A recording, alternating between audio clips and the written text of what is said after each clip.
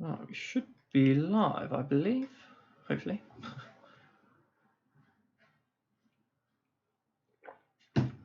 Fingers crossed. Okay. Hopefully we are live. So if there's anybody there yet, let us know if you can hear me all right and everything, and it's not too loud, not too quiet. Just let us know. Hey, hi Kim. I take it. Can you hear me all right, Kim? Everything all right there, or?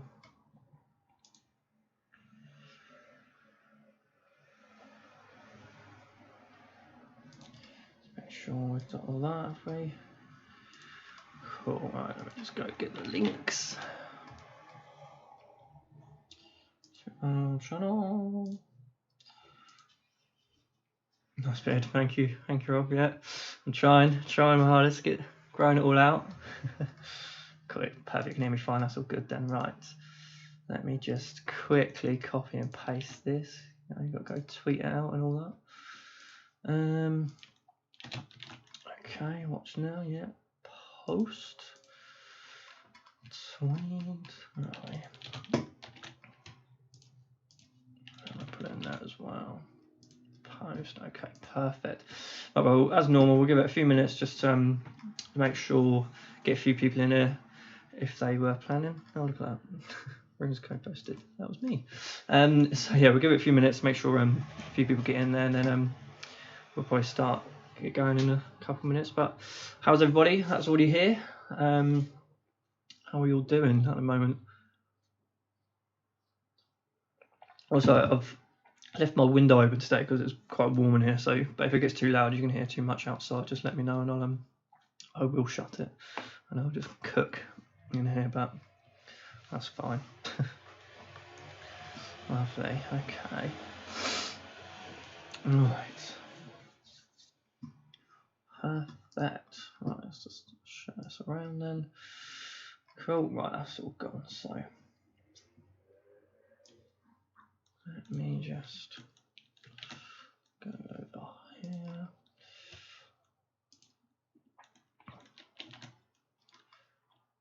Close that there as well. Perfect. Okay. As I said, yeah, give it a couple more minutes. Just make sure people can get in. I found it all right. Hopefully, I haven't forgotten. And then we'll get cracking with the new job retention scheme and everything that's changing. So quite a bit to go through. So it's should be quite a good one. So I don't know how the government can help with that one, I'm afraid, Rob. But it is a shame because me and my housemate were actually thinking about coming up last Sunday. I think it was Sunday, but it got cancelled, unfortunately. So, but yeah, we're thinking about popping up. So hopefully the wind dies down soon, because I wouldn't mind having a go at doing some kayaking again. Getting out will be quite good. But, yeah, hopefully. It's quite reasonably nice weather, but it's not raining. Oh. Don't know if you can hear the reversing truck outside. But yeah, if it's too noisy from outside, let me know, and we can I can change that. I can shut the window. But okay, again, right. Couple more minutes. Give probably to like around 5 past. I reckon we'll give it to, and then we'll get started. I reckon. Should get that open. Lovely. Happy days. Okay. Yep.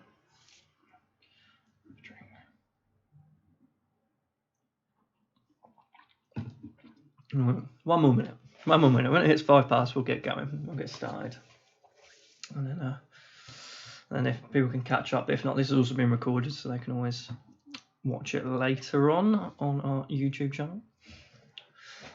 Okay. Right. Lovely job. Let's just check a few things. Perfect. Oh, not long. And we'll get going. So,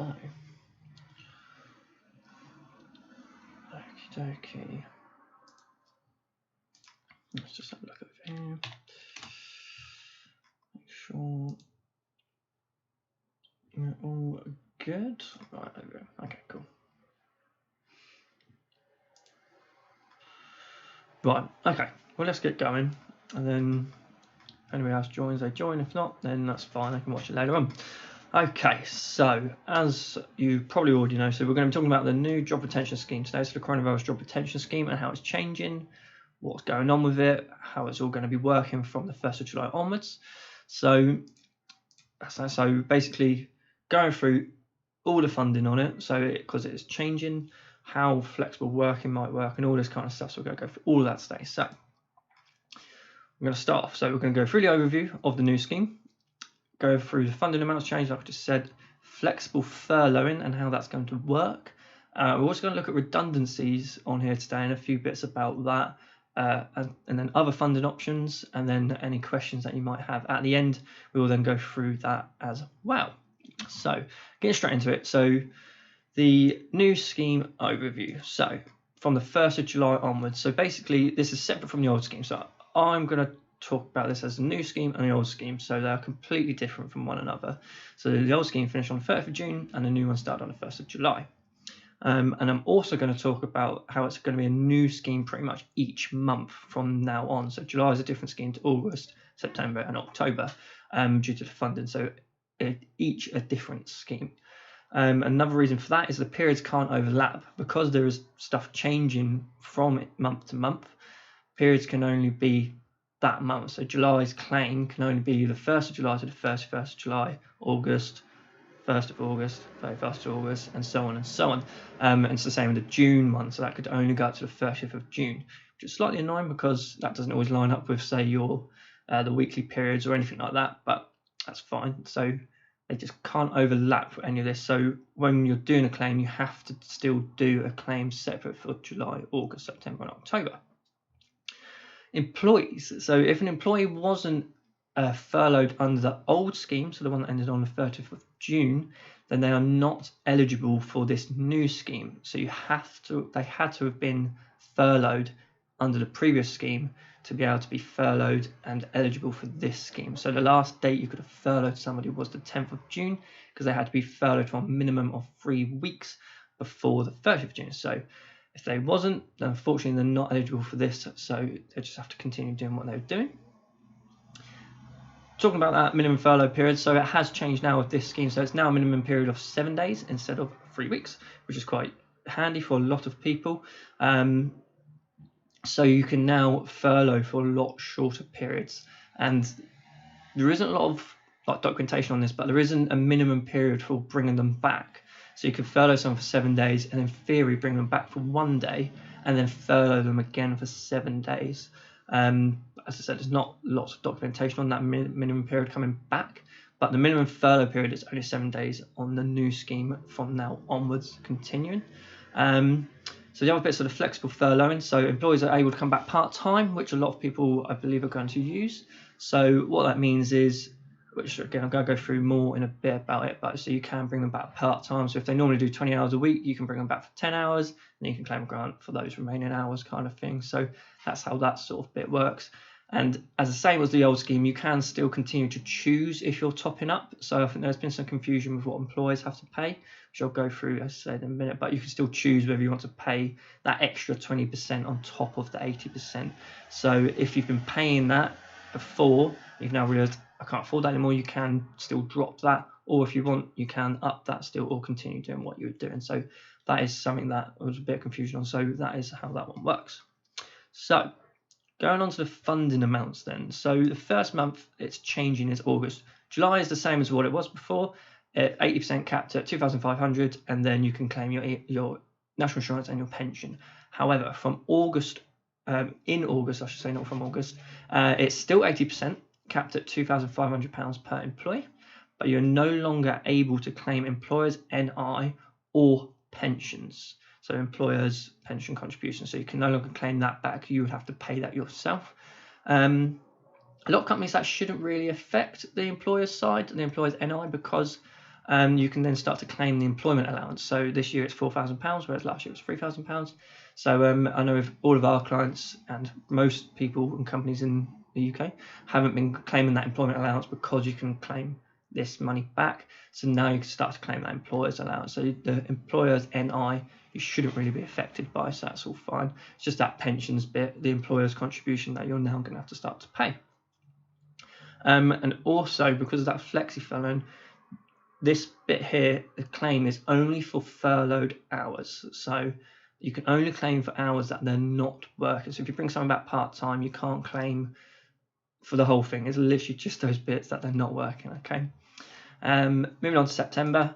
So this is now where it changes again. So it's now 70% capped at £2,187.50. So it's dropped 10% that you can claim back on their wages.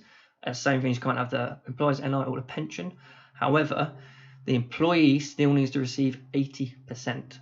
Just because the government has dropped it to 70 doesn't mean you've dropped their wages to 70. So you have to then start to pay 10%. And then the overall cap is still capped at 2,500. So you just need to take up that slack of that 10% that the government is no longer giving you. So you'll then be liable for the 10% and the employer's NI and the employer's pension contributions. And again, it's only for those furloughed hours. Okay. So next one, so October. So it changes again. So in October, it's 60% capped at £1,875. Still no employer's NI or employer's pension. And so like the other one, you now got to pay up 20% up to a cap of £2,500. So the employee is still receiving that 80%. Okay. And then that is then when the scheme ends on the 31st of October. Okay. So that's how that works. So we've got a little overview for you here. So this is how it's going. So government contributions for employers' NI and pension contributions. So as I said earlier, so July is yes, and then the rest of it, no. So you can't have that anymore. Government contributions for wages, July and August is still 80% up to 2,500. Then September 70%, and then October 60%. And then employer contribution for employers' NI and pension contributions, July no, August, September, October yes. Then employer contribution for wages. July and August is still nothing, and then in September it's 10% up to £312.50. So that's how much you can maximum will have to put on, because that gets you up to that £2,500 there. And then in October it's 20% up to £625. So again, adding up to that £2,500. And then the employee receives 80% up to £2,500 per month, all the way up till October. Unless you are obviously topping it up, then it will be more than that, or they might not actually be up that cap. So that is the maximum they'll receive on if they're furloughed. Okay. So hopefully that makes sense there. But if you've got any questions, just drop them in the chat and I'll go through them for you in a little bit. So that is how the funding amounts are changing. Okay. So pretty simple, I would say, to get our heads around. But we'll screenshot this page, or I can put this out later, but this is all on the government's website as well, this bit here. So then the main thing that a lot of people are probably going to want to know about, because they could probably understand that bit, is the flexible furloughing. So from the 1st of July, you can now bring your employees back on reduced hours of part-time. Okay, so flexible furloughing, that's what it's being called. So basically, as I mentioned earlier, so if someone normally works 20 hours per week, you can bring them back on 10 and the rest will be on furloughed hours. But you have to pay them for the hours they've worked, like you would normally, you know, because they're working for you, so you got to pay them. So you can't claim any money back for the hours that they've worked. So I've put there, so you can claim the CJRS for hours that have been not worked.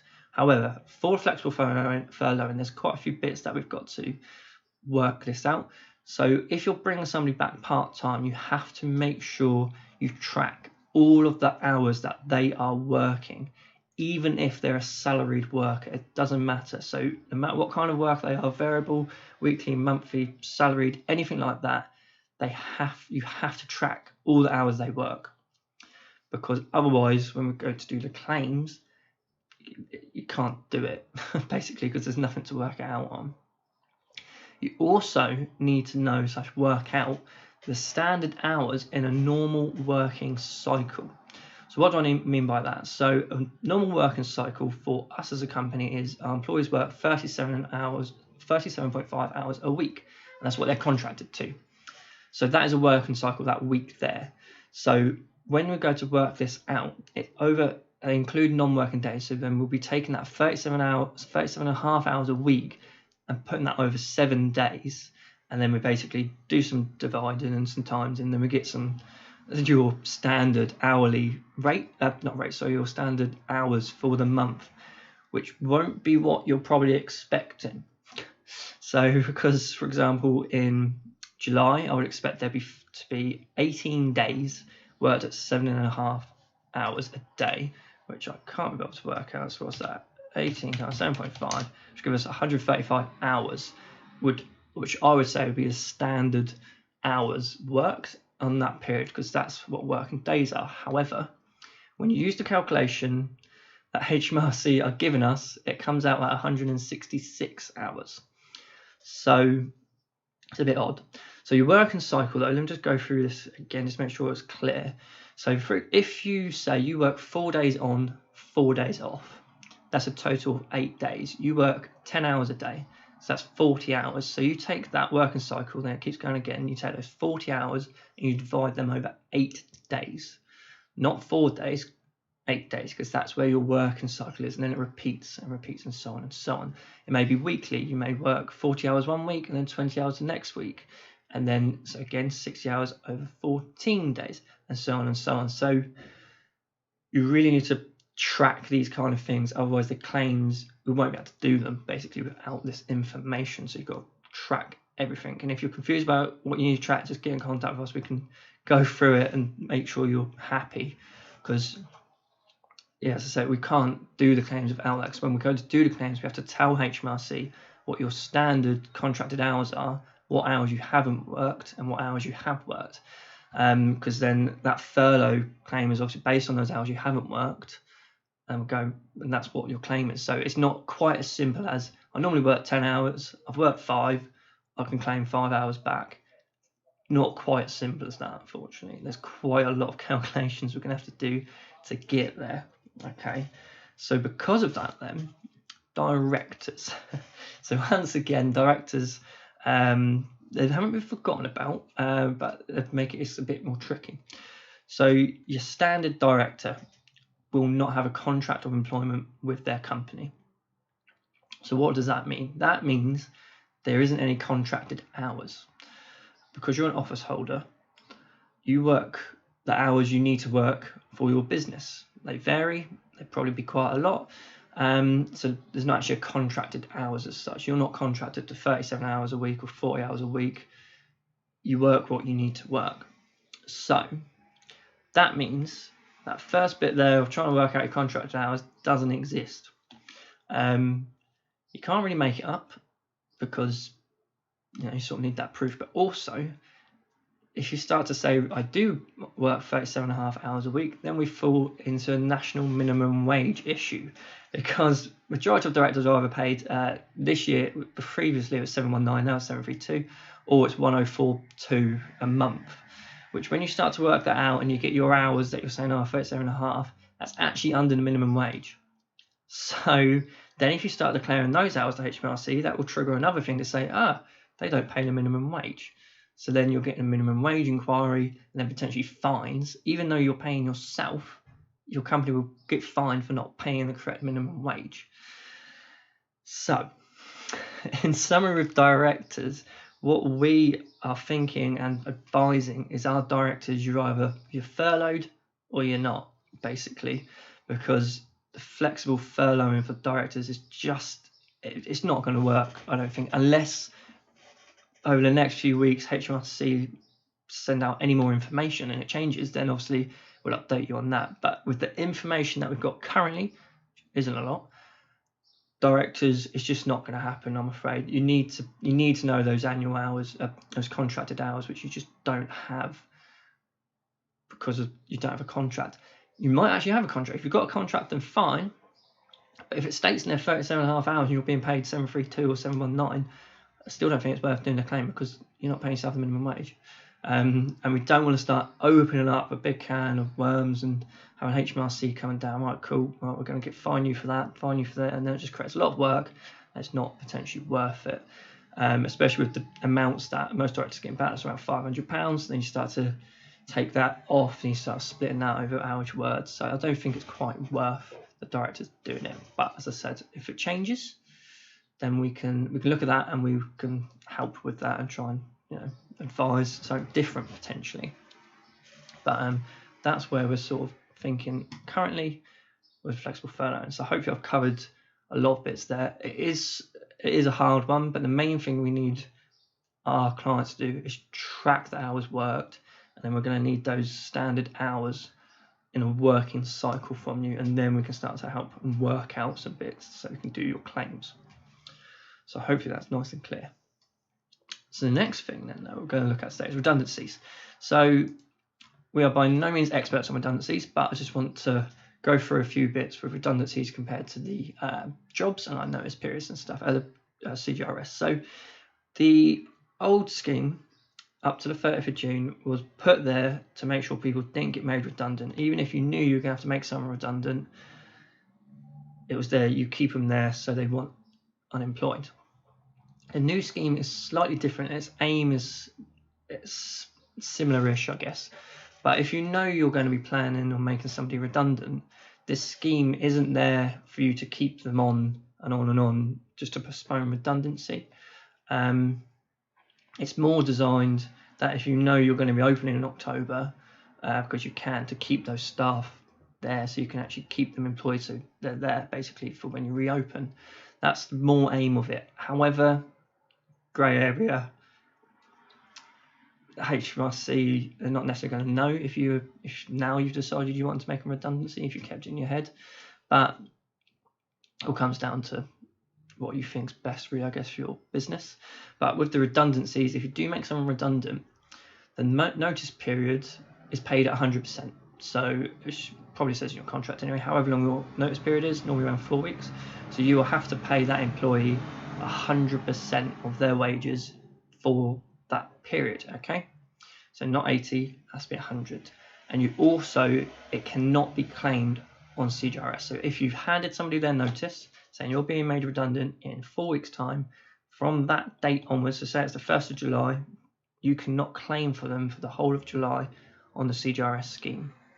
Because that is not what, as I said, it's not what it's designed for. You have to pay for that yourself because you're making somebody redundant.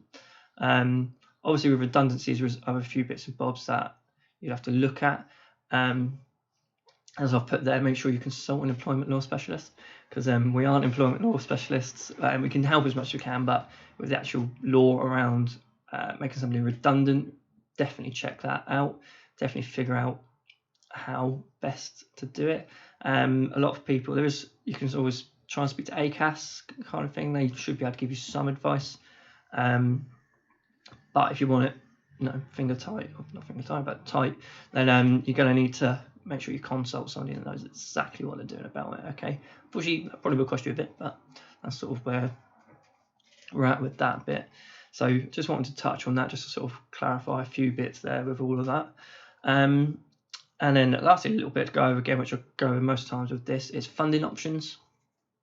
So if you're still not able to open up and you're thinking, I need this stuff when I open up, but I can't afford to start paying that 10%, that 20%, and all these employer pensions and all this kind of stuff, then the best option for you is the coronavirus bounce back loan. Oh, excuse me a sec.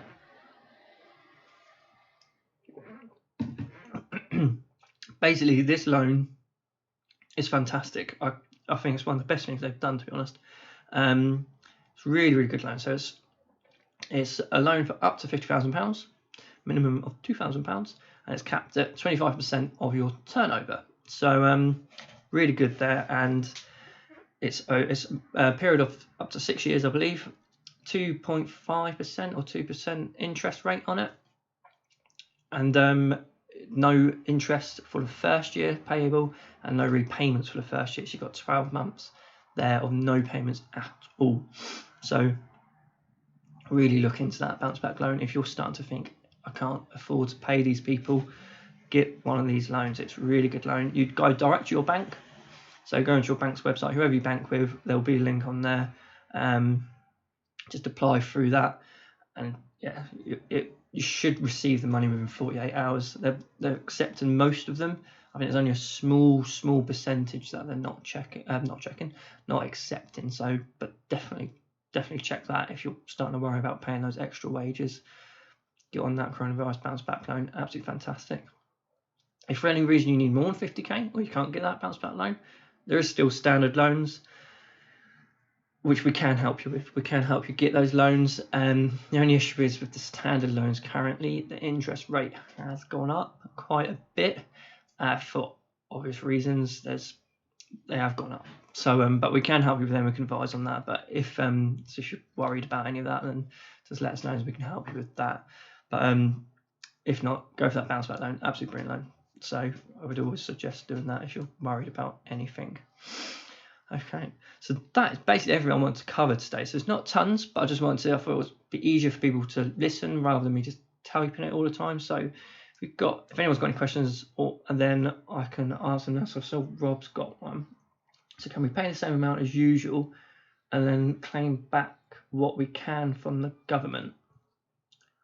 So what do you mean by that, Rob? So can we still pay the same amount as usual? So are you meaning for furloughed directors, or I'm not quite sure what you mean with that one. So unless, not sure on that one, I'm afraid. If you can try and elaborate on that for me, that'd be brilliant, and I can answer it for you. With the flexible furloughing as well, I just thought you don't have to bring somebody back. Just to clarify on that point.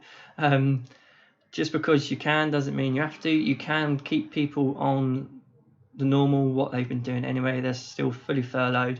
You claim that 80% and you just carry on with that all the way up to October. That can stay. Okay, so can we still pay the same amount as usual to everyone? Yeah, so basically, can you still, okay, I think I see what you mean. So can you pay them the same amount as what you normally would and claim?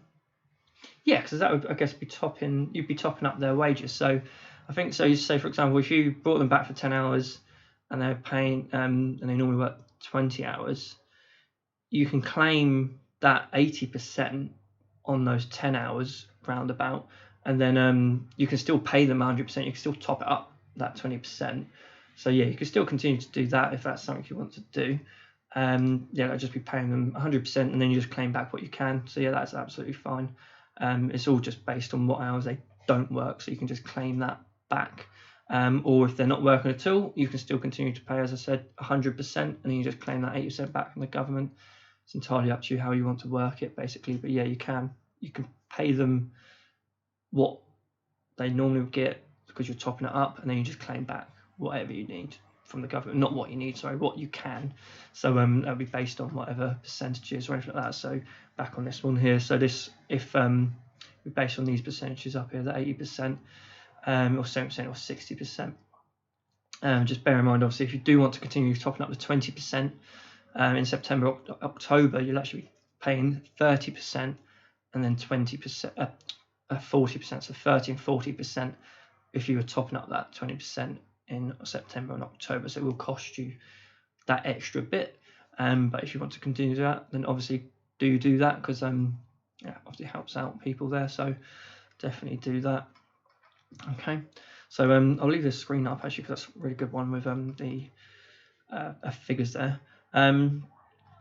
So unless anyone's got any other questions, it's a nice quick webinar for you today, just get all that information to you. But if you do think of any questions, then drop us an email or message us on Facebook or anything like that. Just another thing with Facebook and everything, we have recently set up a client support Facebook group on, obviously, Facebook.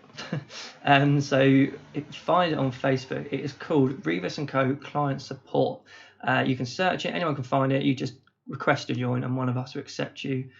Basically in there, we're trying to keep you up to date with things.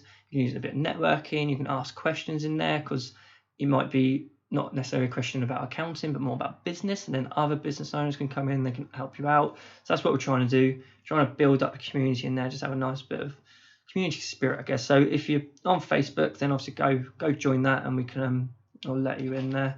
And obviously, like our Facebook page, we're posting on that on time. Twitter, YouTube, make sure you subscribe, and then you can see what see how we're getting on there. But yeah, so if you are a client and you want to get on that, go find it. Revis & Co Client Support. Nice and simple. Just search that. It should come up. If it doesn't, drop us an email and I'll have a look for you, or drop us a message, but it should come up. But yeah, join that, and we can go from there. We can help you out on that. But otherwise, as I said, nice quick one today. Thank you for joining. As you know anybody that might benefit from this little webinar, share the link with them. It's for anybody, it's not just for our clients. No, it's a free webinar, so anybody can join it. So if you know anybody that will benefit, let them know. Let them get them in touch. We can help.